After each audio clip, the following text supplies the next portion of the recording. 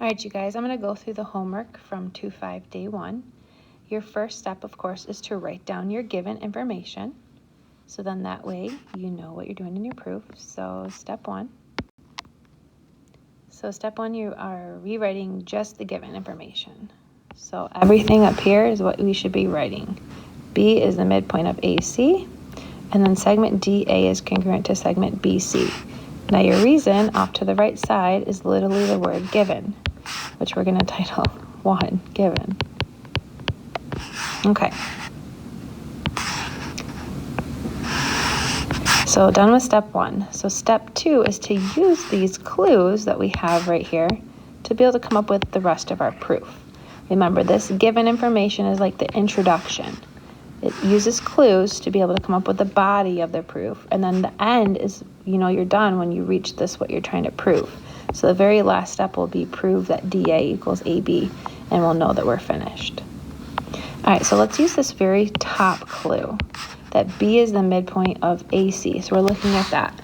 So if you look at your picture, point B is right here, and segment AC is right here. So right now we're only paying attention to that portion of our picture. So if B is right in the middle, the definition of a midpoint tells us that segment AB on the left is going to be congruent with segment BC on the right. So for step 2, we're going to write down that segment AB is congruent with segment BC. Now we're using the fact that B is a midpoint of AC. So since we're using the fact that it's a midpoint, our reason off to the right here is going to be definition of a midpoint.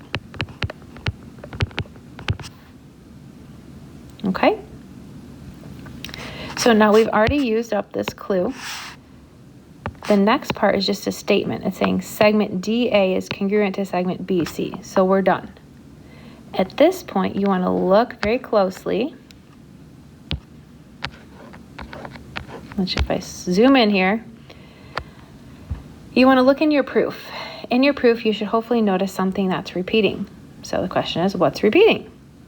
Well, notice how BC is in both statements. Segment DA is congruent to segment BC, and segment AB is congruent to segment BC. So they both are congruent to BC. So since they're both congruent to BC, they're congruent to each other. That's called the transitive property. So you can think of it like you're getting rid of segment BC, and then you're going to put segment AD or DA together with segment AB in your next step. So you've got segment DA is congruent with segment AB. That is called the transitive property. Now, you know when you're done with a proof if this down here matches exactly what it says in your proof. Now we're almost there. It says DA, which we've got line segment DA, and AB, and we've got line segment AB. The difference is this is saying equal and this is saying congruent.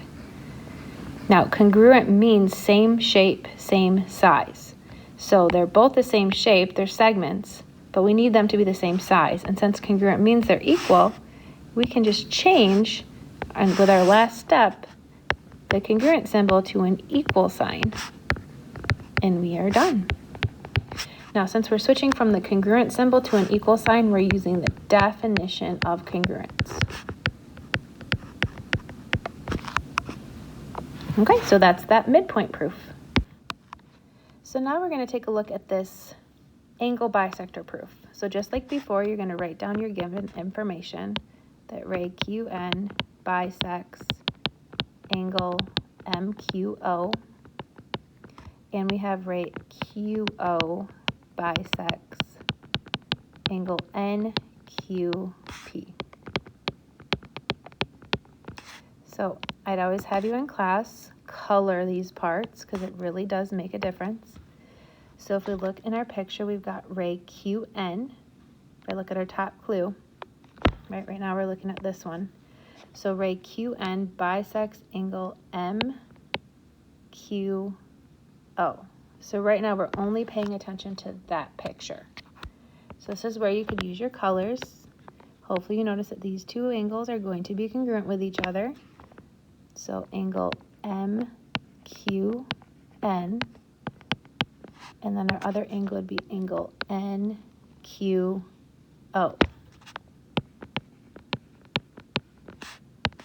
So that is step 2.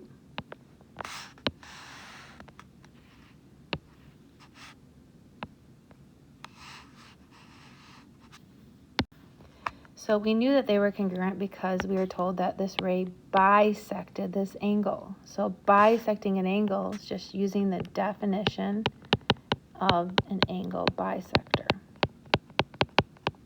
Okay, so we've used up that top clue. Now we're going to pay attention to this bottom clue. It says ray QO bisects angle NQP. So again, ray QO bisects angle NQP. So hopefully, again, you see the two congruent angles. We've got angle NQO.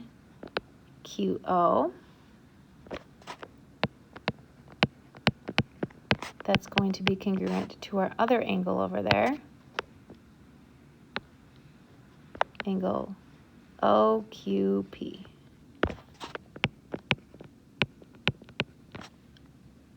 So we've used up both of our clues, right? All of these are done.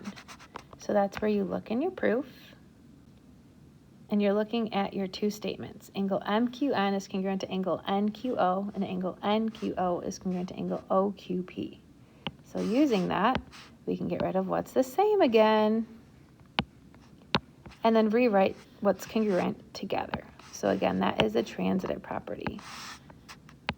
So step 3 would be that angle MQN is congruent with angle OQP.